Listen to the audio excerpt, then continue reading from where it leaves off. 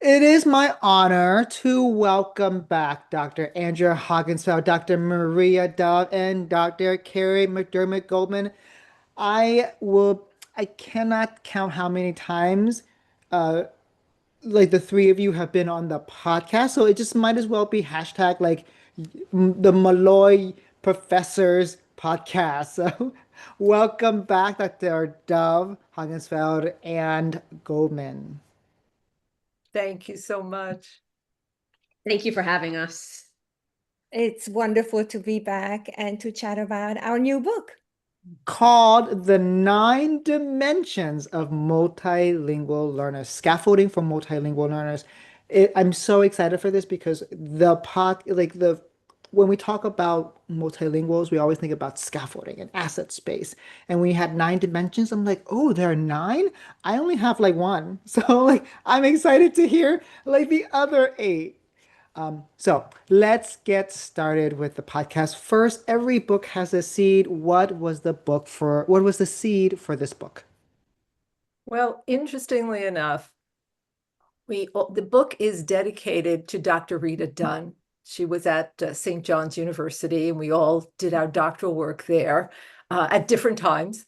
And she was the one who taught me how to write for publication. The very first course I took with her, she said, don't write a paper, write an article. So interestingly enough, her publications were often based on what she had done in one particular text, and then pulling a chapter from that text and making it into another book. So the seed for this book came from our co-planning book, which was a chapter that Andrea actually had led.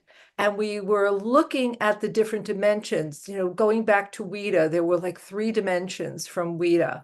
And we started thinking about and brainstorming what are other dimensions that are not necessarily instructional, but have to do with other aspects of scaffolding. So that's really the seed for the book. It was pulling that chapter and creating instead of a broad-based approach, a more specific approach to each of the dimensions. I'm excited to see what next book will be pulled out from this book. If this book was pulled out of the co-planning one, what is the like multiple seeds that are come out from this one? Would any of you two other authors like to talk about the seed? It was also our continued collaboration. I think that I'd like to highlight here that Maria, Carrie, and I have been working together, I don't even know, over a decade, as you mentioned, as faculty at Malloy University. And we just enjoy the dynamics of different perspectives, different experiences in the K-12 classroom, bringing different research base to our conversation. So we expanded the pretty stable Maria and Andrea kind of team to invite Carrie into this collaboration. And we were just so enriched by her experience and her knowledge. So thank you, Carrie, for being a willing participant and such an amazing contributor to this team. Thank you so much. And I also want to add to that as well. It's so exciting working with both Maria and Andrea and understanding what's happening in the field. And I think our conversations have really led us to this book in so many ways because teachers are always looking through one single lens to really meet the needs of multilingual learners. And I think that they needed a greater repertoire of the things that we can do to really help our students be successful. And there's so many avenues, and looking through these 9 dimensions really get us to that point. So I think it was really nice to see all of these things come together, and collaborating on this particular book was amazing. Who would say no to Dr. Hungensfeld and well, Dr. Carey, you just talked about the dimensions, so let's actually dive in. Let's talk about what's instructional scaffolds as one of the dimensions. Now, most of us would think that they're all instructional scaffolds. So why did we call this particular aspect of scaffolding instructional scaffolding apart from the other chapters? Now, the reason is that this particular practice has to do with routines in the classroom, how it's organized, and how you actually plan your instruction. For example, the gradual release of responsibility, very much out there for, since I guess it was 1988 when it was first established, this idea of this gradual release of responsibility of the focus lesson and having the students working in with the teacher to practice, as well as, what Fisher and Fry put in with the collaborative work and independent work.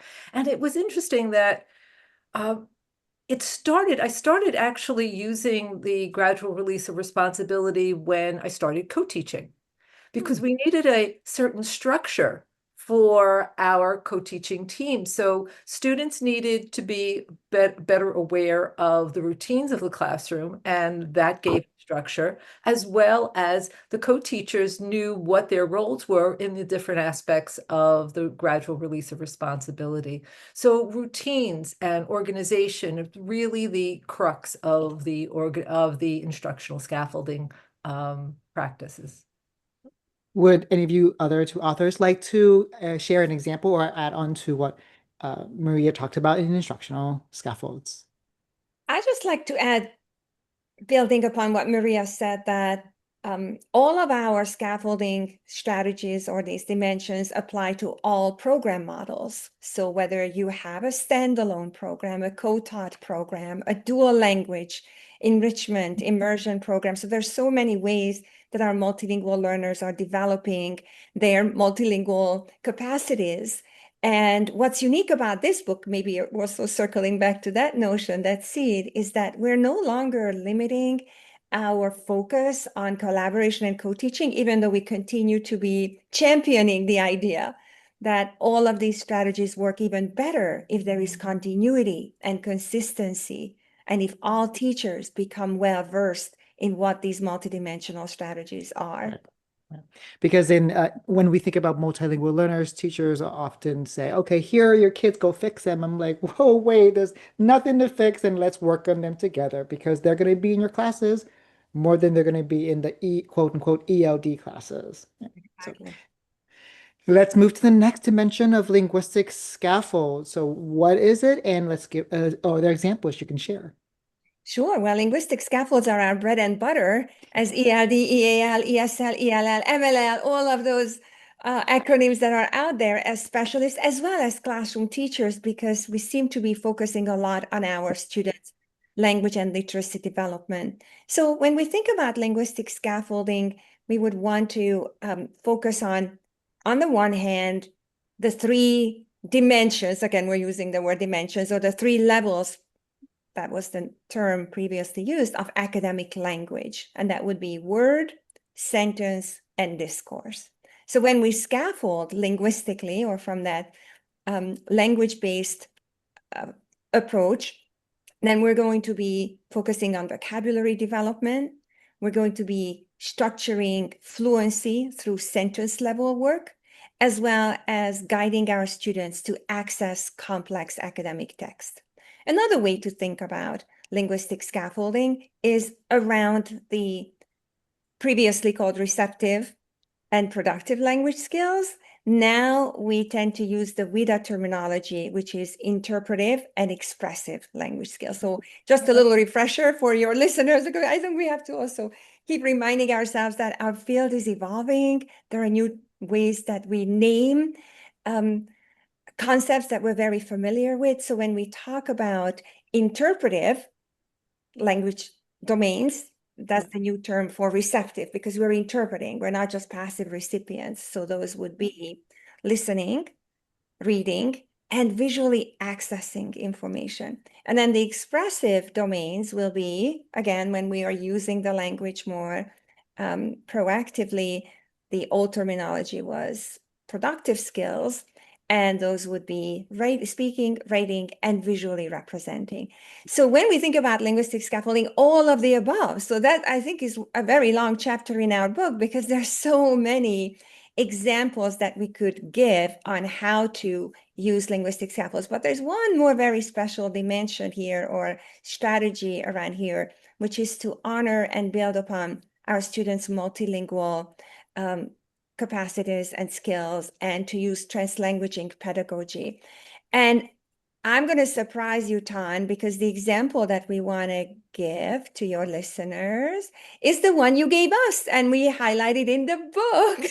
So you could take over explaining the beautiful scaffolded exam question that we featured from you about chemical equation. And you just masterfully made a very complex, rigorous test question, exam question, linguistically accessible. So could you explain how you do that? Sure. It was in a real science grade 9 class, and the question was look at chemical equation for aerobic cellular respiration. And the real formulae is, and so we translated the word formulae, and then we also went down like the ABC options, like for example, so substance. So we translate the word substance into multiple languages, like for example, sustancia in Spanish. We provided a Khmer and then a Chinese because those are the students who were in my class at that time. But we didn't translate the word chemical equation and aerobic cellular respiration because of those are the specific words students were taught repeatedly in that unit. And so going back to your idea of uh, gradual release responsibility, we don't want to over scaffold for students. We want to just scaffold enough where they are supported, but not frustrated. So we translated only the words that they did not show up in the unit. So thank you for the honor for me to share that with your readers. Well, we're so honored because you have contributed to several of our publications. And when we need that solid example, that unique example, we often reach out to you. And you're just such an amazing lifelong collaborator with us too. So thank you, Tan. We're standing on very tall shoulders, the three of you.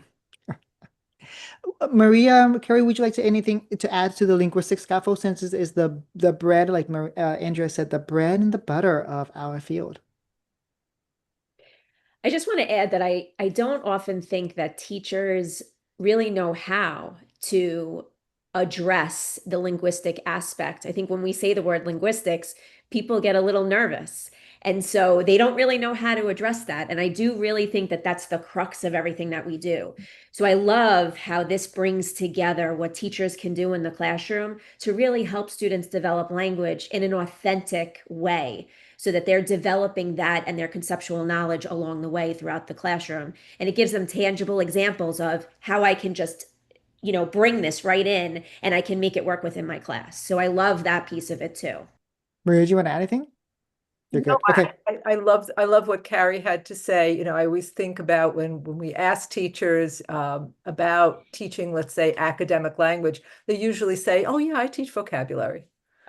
So this chapter really addresses, this concept of linguistic scaffolding, although, as Carrie said, the term is scary, really brings into view the idea that it's, as Andrea said before, it's the word level, the sentence level, and the text level that has to, Right. be paid attention to. Right. Because for example, I was working with science teachers yesterday and they were like, hypothesis. Oh, I taught the word hypothesis.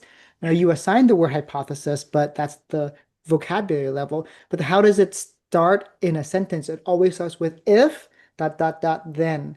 And then where does it fit within the organization of a lab report? Is it at the bottom? Is it in the middle? Oh, it's right in the beginning. That sets the context. And so my colleagues were like, oh, yes. We can see the academic requirement of just one word go spreading into sentence level and organization level. Let's move to the next dimension, which is multimodal technology in part. Please share. So multimodal scaffolding has to do with the different materials that we use to teach students. So it's, very often when we ask teachers, what do you do for your English learners, your multilingual learners, they say, oh, I use a lot of visuals. That's great, but what else can you do? So multimodal scaffolding has really students working with a lot of hands-on, and we like to use the acronym SWIRL. how do you create a swirling classroom where students are speaking, writing, as Andrea mentioned, those productive skills before, interacting with one another, as well as reading and listening? So how do you create those lessons? One thing that comes to mind, I recall a time when I was teaching in an elementary school. We were co-teaching, and it was the end of the school year, and we wanted to do something with the students that was more hands-on. And we decided they were going to make ice cream. Now, sometimes, you create things and you think it's going to work out, but sometimes they just don't. So we had all the materials, we set them up into teams. They each had their own roles in the team. Like we had a sous chef, we had an executive chef, we had a recipe checker and all of that.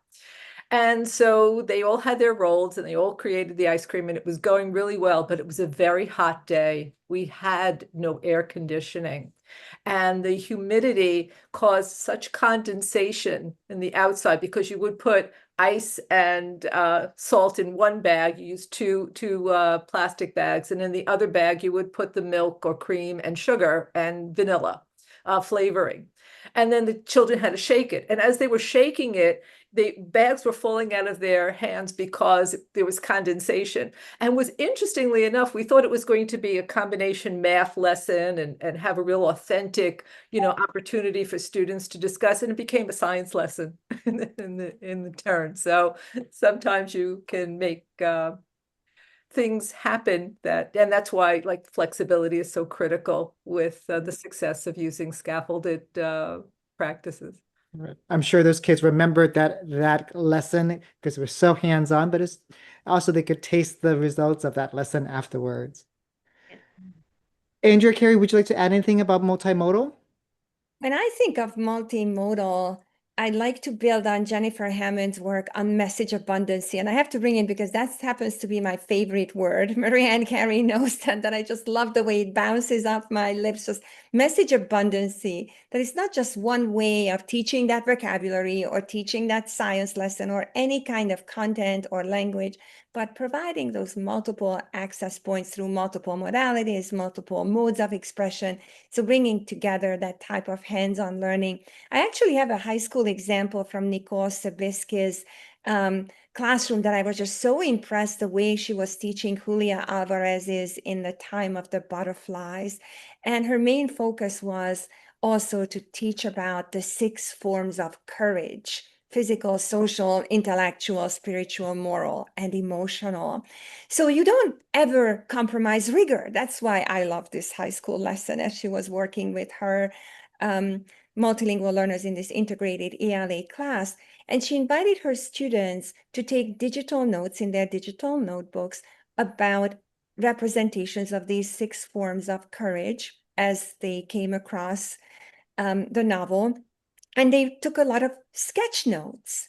So capturing complex ideas such as these 6 types of courage. When I was watching her lesson, I was blown away how complex the content was, yet how accessible Nicole was able to make it. So the sketch notes were very simple, the stick figures, the happy faces, just that doesn't matter. But then she did notice that quite a few students were artistically talented and they wanted to further express their understanding. So she invited even more complex artistic renditions of their new learning. So it was just a beautiful multimodal lesson. I told her, like, this is like the example that we would want to highlight. And yes, we did include her work in our book too. And I love sketch notes because they just provide the labeled words. They provide images and the labeling of the words of students, how to use them, going back to the mention of language, vocabulary, then how do you put those vocabularies in the sentence, and then the sentence within an organization of ideas. Yeah, it's easy, no prep strategy for teachers to use. We love no prep because we have no time. Carrie, would you like to add anything about multimodal? The one thing I want to just build upon that was mentioned by both Maria and Andrea is just the idea of we're giving information in multiple ways, but we're also allowing students to respond to that information in multiple ways. And I think that's critical because not all students feel confident in writing. Not all students feel confident in different skill sets. So giving them multiple opportunities to deliver that information, I think, is critical as well. And it all comes together because as the teacher, you're presenting, you're basically modeling all of these different ways that students can do things. And you're teaching without teaching. And I think that's so important. So when you talk about the prep and things like that, I think teachers don't realize how much they're teaching their students in front of them just by doing what they're doing. Yeah. It's like the hidden curriculum where yes, we have standards we have to do, but we also teach kids to do that. What can I do? How can I advocate for myself? The teacher wants this. Is it possible for me to produce a different output for the teacher? And it when you talked about, I like this, like message abundance. Oh, that's like a new thing for me. It reminds me of UDL, Universal Design for Learning. It's very multiple pathways so that students can be all students. There are no barriers to success because there are multiple pathways to learning and multiple pathways to expression now. Let's move to the next one about graphic scaffolds. Yes. So graphic scaffolding is a common go-to tool that many teachers are already using. And I think when you think about it, if you asked teachers how to scaffold, that's probably one of the first things that would come to mind. So when you mentioned earlier in our conversation that when you think of it, there's one way, this is one of the ways that teachers are really doing it already. And it benefits different levels of language acquisition levels. Which is really important because sometimes people don't realize if they just give one graphic organizer or scaffold to students, they don't understand that if you just tweak it a little bit, it can reach multiple levels of students within the classroom. And I think that's something we need to consider. And they include things like charts and diagrams and timelines and graphic organizers. But they're really helping students break down and organize complex information into smaller, more manageable chunks, turning big or abstract ideas into more clear understandings. And I think that's critical as well because students start to make connections and relate information to what they already know, to prior learning or things that they've come in with. And so that just creates an atmosphere where students are like, oh, yeah, I understand that. I know where you're coming from. And for multilingual learners, it also helps them really develop their language skill set in addition to their understanding of content and concepts within the class. So you're developing both of those things simultaneously by giving them those smaller pieces that make them more independent as learners, because now they're starting to see how things make those connections. And it also gives them the opportunity to really process and organize information. And one of the things that comes to mind, we had a great example from Adeline Chabelli within the book, and she really talked about graphic organizers having to do with political cartoons. And I think political cartoons, we talked a little bit about science, but when we think about political cartoons, there's so much there when we think about them. And a lot of times it's very abstract for students. And they really don't know how to make sense of what's in front of them and how to pull it apart. And so when we think about some of the tools that we can create for students and what Adeline does in her example within the book is she creates a small graphic organizer that helps students really break down the different parts of the cartoon. Looking at, for instance, the who are the people that you're seeing in this particular example? What are the objects that you're seeing or the different symbols that are in there? Are there any words or phrases within the cartoon that stand out to you? Is there a specific text feature? Are they super bold? Are there exclamation points that go along with it? And then once students are able to put those pieces in, then you're able to go a little bit deeper to ask them what they think the political cartoon actually means. And really helping them develop a way to break down those images that are in front of them into smaller pieces so that they can be more independent when they're looking at something like that, but they can also start to make sense of a political cartoon or any kind of diagram or visual image that makes more sense to them. It just gives them those pieces that they need. Right. It scaffolds their understanding of it and it scaffolds their output of it. It's Yeah. very much like what Dr. Brene Brown said, like clear is kind. And that's what graphic organizers do. They make instruction clear and then that instruction is kind. So Maria and Andrea, would you like to share, add to anything about graphic scaffolds? I think what makes graphic scaffolds powerful very often is when they are developed with the students. I had an opportunity to, when I was a young teacher, to visit some classrooms, and I was very impressed by one of the teachers' classrooms, how it had so many different charts, and it seemed like there was so much information for students to glean off of the walls and at the end of the school year. And what I realized when I started working in the school for several years, and I'd walk into our classroom, the same graphic organizers, the same charts, they were there, they were stationary. And I think a more powerful way to go about supporting students to develop their own individual sense of how to use graphic scaffolds is to do them with them. Maria, you have several in the book that you co-developed with students about the water cycle. So I was so amazed when you kept showing yet another way of co-creating meaning, co-constructing meaning. So share that. I think that would be great. That's true. So in so many ways, with co-teaching, we used to do these wonderful graphics with our students and just start talking about like the water cycle and what they knew. So just doing a graphic organizer that had all of their ideas. So just a brainstorming idea. So, and then at the end of that, connecting those ideas to the actual aspects of the water cycle. So which ones really signified a condensation, and which ones were the opposite, where the water were originated from, and things like that. So things like that, I think, are just more meaningful for students. When you were co-creating that water cycle graphic with students, it's not something that just lives on the wall. It's something that students have internalized. It becomes something that it's not just like teacher centered because teacher created, it's now an ownership. And it's so active in getting that little input from students, like, let's create this part, and then the next part, and then the next part. And so when they look up in the wall and they see that graphic, they're like, oh, I co-created that with the teacher. So it's an example of that is very um, student driven and student centered. Yay. Let's move to the next one about digital scaffolds. So how could we have a book about scaffolding without mentioning technology?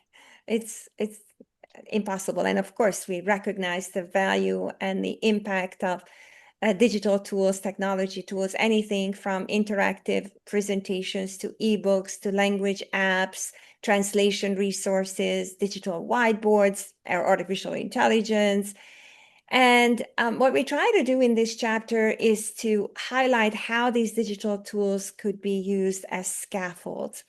And this is also a very important part for us to say that we began to challenge the notion that scaffolds always go up and always go down, because some of them don't come down. They might move sideways. They might move learning forward to elevate students' understanding to the next level. We can't, okay, today we're going to give you some technology tools, but tomorrow we take them away. Just the opposite, that we're learning along our students how to use AI more strategically, or how to not overuse technology, but to teach our students digital literacy. So this was a really wonderful opportunity for us to bring the conversation around scaffolding to another level. And I think one example that I really appreciated having the opportunity to develop in this chapter is an A to Z digital scaffolding summary tool, and highlighting some of those most frequently utilized AI technologies that can add to a more engaging, more personalized learning experience for our students. AI is taking over, and it's a wonderful co-teacher in so many ways. Right now, I see it as a really interactive tool, but for many, it could be a wonderful co-teacher as well. Maria and Carrie, do you want to share anything about digital scaffolds? Well, Go ahead. go ahead, Carrie. No, that's okay. So the one thing I want to say is I think one of the things that's really critical for all of our students is that we're helping them make good decisions about what they're doing with technology, because there's so much information out there. I don't know that everyone necessarily knows how to decipher what's accurate and what's not accurate. And I think we have a responsibility as teachers to really help our kids navigate what's happening within the digital space. So I think that that's a piece of it. And I also think, in addition to that, we need to help our kids develop relationships because they tend to be so digitally focused that we need to go outside of that a little bit to help them utilize that information to build on what they can do with others. So I think that there's a lot of pieces to the digital scaffolding that we really have to help students identify and understand so that it can grow their language and understanding around the things that are in front of them. Right.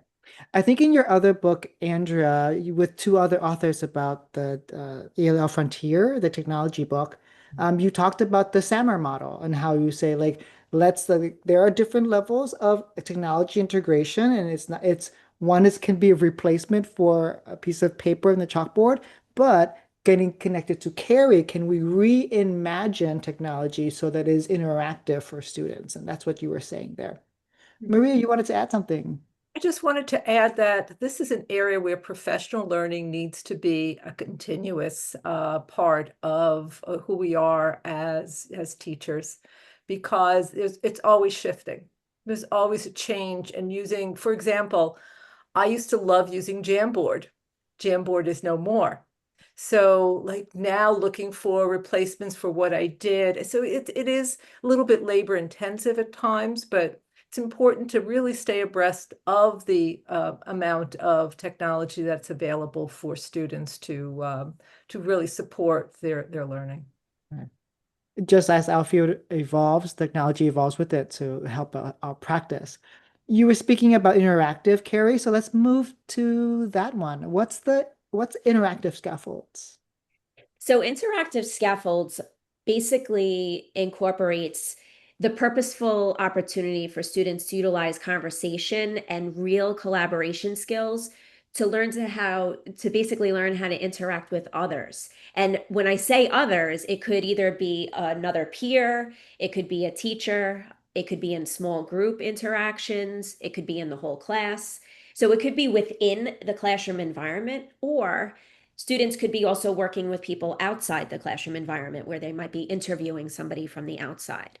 So the opportunity here is really helping students develop authentic skills because we know that students, to develop language, they need to be able to utilize their language, right? So it gives them the opportunity to really foster their skills through that interaction.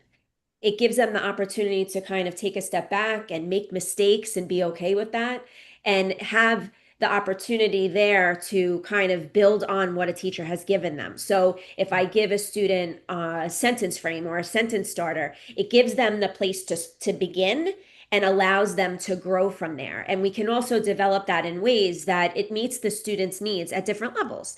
So for a newcomer, for instance, they might have much more scaffolding that's necessary for them to engage in any type of dialogue or conversation with another person. So we want to give them more scaffolds. But as students learn more language, we also want to give them the chance to kind of figure out how to navigate their own language. So in what Andrea was speaking about before, we talk about scaffolds up and down and sideways.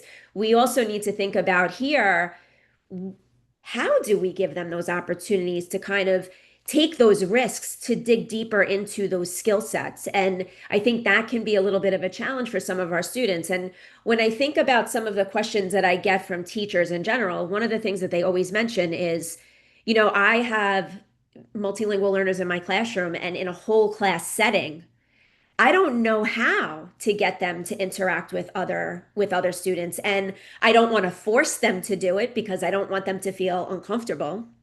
But at the same time, I want them to participate in the classroom discussion.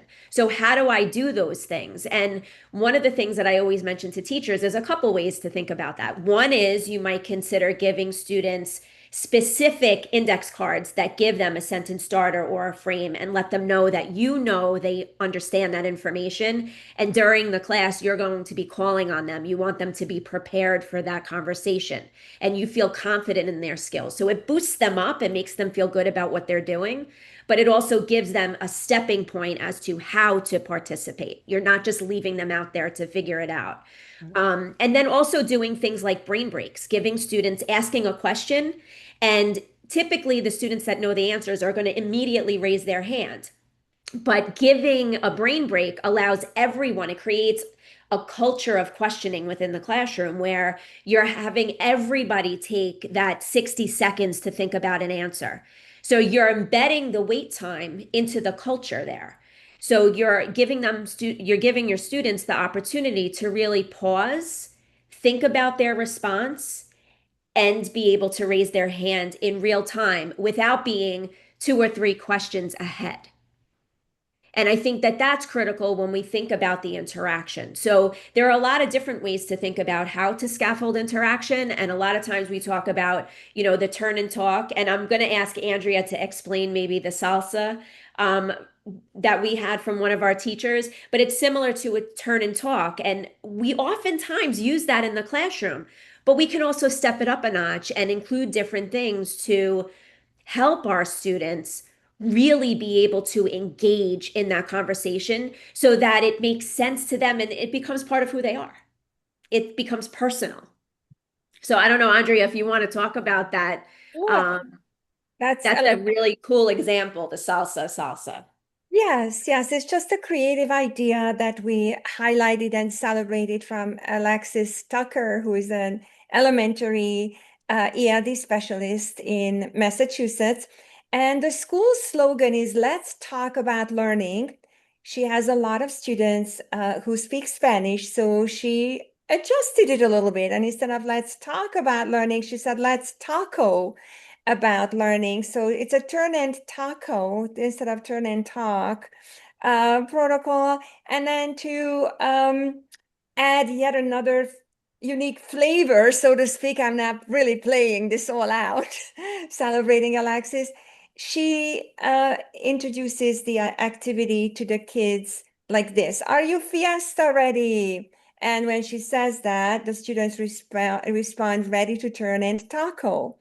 And then to consolidate the understanding, she says, "Salsa, salsa, look this way, salsa, salsa, look your way." So there's a little bit of chanting, a little bit of playfulness to it.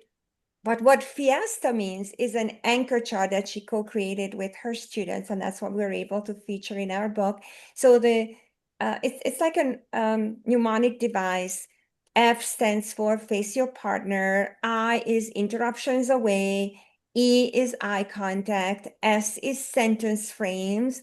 Take turns talking, and A is ask clarifying questions. So it's a protocol. It's a routine, and added that flavor that the kids could just playfully connect with. And I just absolutely loved featuring many teachers who reinvented their version of the classic turn and talk. And I just have to give Elizabeth Choi a huge shout out, because Maria and I have been working with her for many years. And again, generously, she shared her take on a turn and talk activity, which is to set up whisper partners. Mm. Oh my gosh, this is really amazing, because what she figured out with her students is that we want the middle school students, where she works in that context, to be more independent and tackle some tasks on their own. Yet, when you need some support, when you need to get a little bit of a inspiration, it's not to be teacher dependent and develop that learned helplessness that I can only move on if the teacher runs to me and brings me some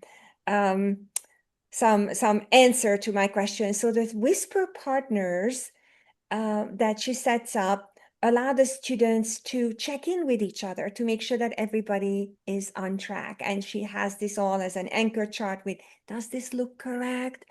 Do you have an answer for this? I need help with this. So this is just a wonderful way to add interaction in an authentic context in that classroom. Yeah. It builds interdependence between students instead of dependence on the teacher alone. Maria, do you want to add anything about interactive scaffolds? Let me think. I think they said it all, quite honestly. Not a problem. I did notice both the theme between what Andrea and Carrie talked about with interactive scaffold is that it has to be taught and not assumed and not roles assigned. Like, okay, everybody, we're gonna do this group project or we're gonna do a debate, go do it. It's like, how do you engage with the interaction with each other? And that's really scaffold. And that creates an environment where we want to be part of the learning, which is your last dimension of scaffolding. It seems like almost like you've intentionally mapped this out so that it all ends with environment. So let's talk about environmental scaffold. Well, we wanted to highlight how when you walk into any place, this place in particular is a school, you would know how you are welcomed. If you belong, that sense of belonging is like so critical. And other aspects of the environment are expectations, making sure that there are high expectations for all students, no matter what they look like, and no matter what language they speak. And I think that was really critical for us to really look at the environment and see how classroom spaces, how school spaces really have that silent message of whether or not you belong here. And why this particular scaffold is so very near and dear to my heart, it has to do with an experience I had years ago when I was still in the classroom. We had standalone classes for our English learners. And I had a young girl who was just newly arrived from Haiti come into my class. Now, she walked into a school that morning that had mostly white faces, I would say. And so she walked into my classroom, and on my magnetic board, I had a series of pictures. It was a sequence story of a man going into a phone booth when there were phone booths. It was quite a while ago. Picking up the receiver, dialing the number, etc. And these photographs just piqued her attention, and she was wide-eyed, and she said to me, "Ms. Dove, you know that man?" That man was an African American man.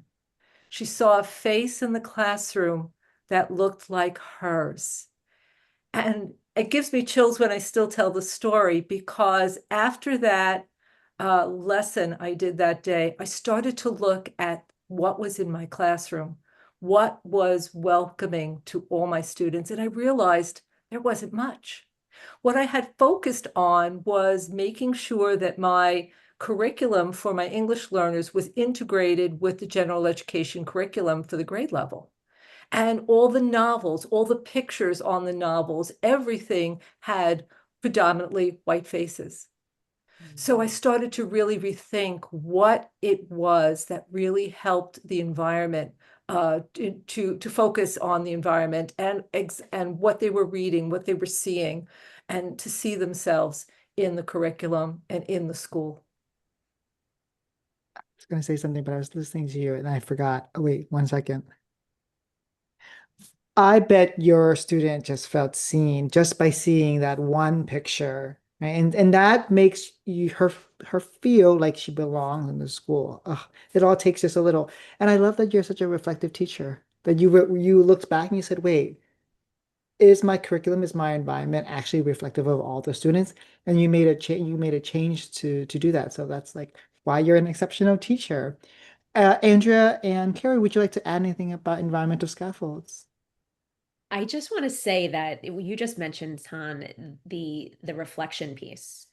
And I think that that's one of the most critical things that we need to really think about as teachers. And it sets the tone for the environment in our class. Because if we can take a step back and look at what's really going well and what's not, what's working with our students and what's not, we're creating an environment where students see the changes that we're making within our environment. We're developing this atmosphere where it's community. we're really building community in the classroom. And I think that students need to feel the warmth of community within the school, within the classroom, to really feel better about what they're doing so that they're able to reach the goals that they've set for themselves. And I also think that that goes hand in hand with the social emotional piece of it.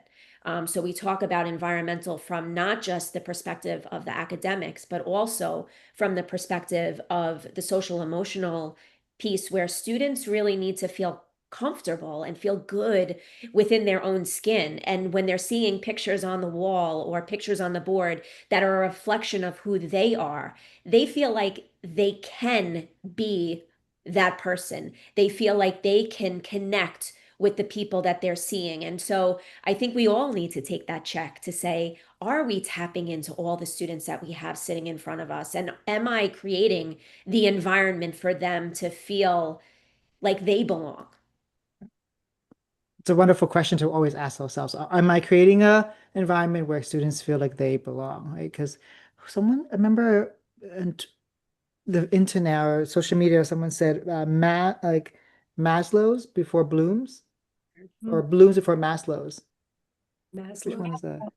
Yeah, oh Maslow. yeah. Yeah, Yeah, they said Maslow. that's right. Maslow's like sense of belonging, like the me needs before like the Bloom's taxonomy. Yes. And so like students have to feel a sense of safety before they can use their cognitive skills. If not, all of their cognitive skills are going to be used to like how do I avoid this threat? How do I remove myself from feeling this uncomfortable feeling?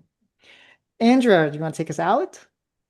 I think it was beautiful what Carrie and Maria added to the conversation. I think I really appreciated that we talked in depth about 7 out of the 9 dimensions. I just wanted to give the other 2 dimensions a quick 1-minute shout out. So in our work, we also talk about multisensory scaffolding and social emotional scaffolding for social emotional learning. But we touched upon those as we were folding those dimensions into other conversations. And to wrap it up, it seems like it's a lot of work, but it's well worth the effort to consider these 9 dimensions. We're not saying that you should have these 9 dimensions in every 45-minute period, but within the arc of a lesson sequence, within a unit, within the learning environment that we're creating, we are going to be paying attention to this multidimensionality in our teaching. That's what we're advocating for. Well, I didn't mean to leave that last one out, but that just means people have to go to get the book and read it. That was things happen for a reason, apparently. We also have a language magazine article that was just published. So if there is a way to hyperlink that to this program that you just recorded with us, that would be wonderful. That summarizes our entire book in a nutshell. Perfect. You'll after the podcast, one of you will be sending it to me, and then I will be linking it as a hyperlink into the podcast so teachers can read more, and then they'll get the book as well. So we have come to the end of our podcast, and I just want to well, I'll give you one more chance, like give you one mini question. How what is one step you would encourage teachers to start with scaffolding? Like just one more step, just to start. I always ask teachers to consider what is already going well in your classroom. So if we believe in an asset-based approach to working with multilingual learners, we believe in the same when working with teachers, with educators. So what are your success stories? What is something that you would like to further enhance? So that's the way to start, to validate, to affirm, and then expand upon that. And I would just say that I think teachers, to build on what Andre is saying, I think they need to definitely do that. But I also think they need to think about the structure of their environment and their classroom and how they can build some of these things in. It's not as hard as you think. And I think if you look at one thing at a time, you're probably doing them and you don't even realize. And sometimes it just takes a little tweak for you to be able to really reach all the different students. And we have lots of examples in our book that are turnkey at all different grade levels. So you could really just try something and see if it works for you. because there are so many different things that you can try and add to the amazing things you're already doing in your classrooms. And if I were going to suggest the one chapter to start with, I would say it's instructional scaffolding. Just start there because it really enhances planning, organization, and developing routines that really incorporate the other dimensions, making students feel belonging, a sense of belonging and welcomed, as well as safe and secure. Oh my goodness, Maria, you wrote down the exact same thing I was going to say to end this podcast. I always listen for things to end the podcast with as a theme. And I know I've been being in your presentations before with Andrea virtually. You both like to do like a word cloud. And the thing that shows up the most is popped in the middle. And the thing that shows up the most, I think I'm listening to this podcast, your conversation, is the word belonging. And so that's what I wanted to close out with the podcast. All these instructional scaffolds, absolutely. They make learning possible, but not just learning possible. They help students realize that they belong. And then teachers have the ability to create a place where to say to them through the instruction, you belong here. You can learn. We're going to do this all together. So, thank you for writing a book that helps us create a place where we explicitly message to students, no matter where they are, no matter where they come from, no matter their proficiency, that they belong. Thank you so much.